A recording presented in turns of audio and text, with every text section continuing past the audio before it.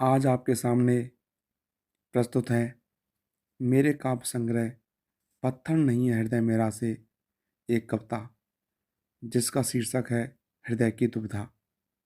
तो चलो शुरुआत करते हैं।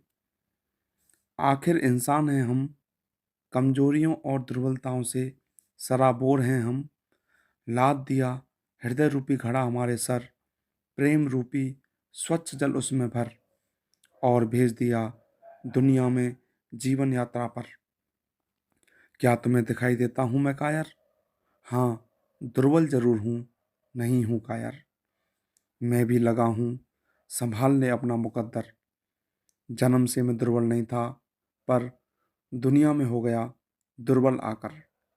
सोचा था यहाँ भी मिलेगा परलोक की तरह प्रेम अपार, लेकिन यहाँ तो चाहूँ और घृणा ही घृणा है अपार।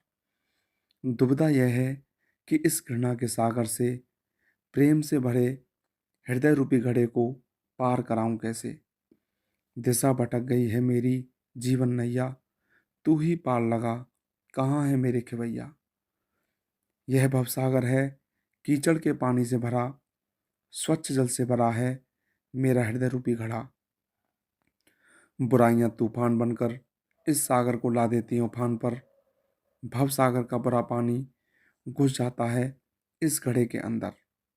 यह जल घड़े को खराब करने लगता है काई बनकर।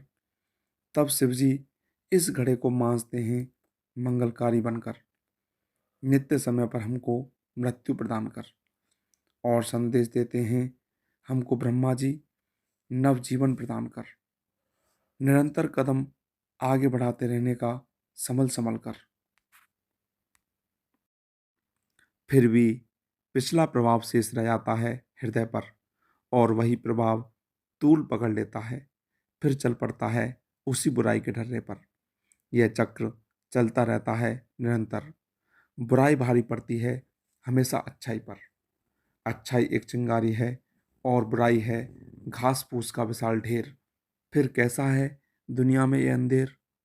अंधेर कुछ नहीं, बल्कि हमारे हृदय की कायरता है। अच्छाई की वजह होती है, सिर्फ उपाय सुझाने की आवश्यकता है।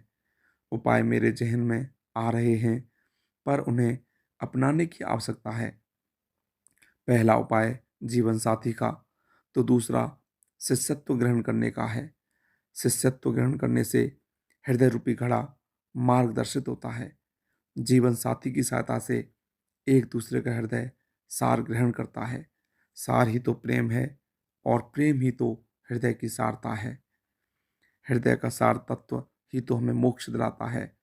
फिर भी एक प्रश्न मेरे हृदय में बिजली की तरह कौन जाता है। ईश्वर से मैं पूछता हूँ कि मेरा इस दुनिया से क्या नाता है। तू परम शुद्ध है, पर तेरी दुनिया में अशुद्धता है। मैं भी तो तेरा अंश हूँ। प्रकृति से मैं भी तो शुद्ध हूँ, फिर 84 के फेर में क्यों डाला गया हूँ।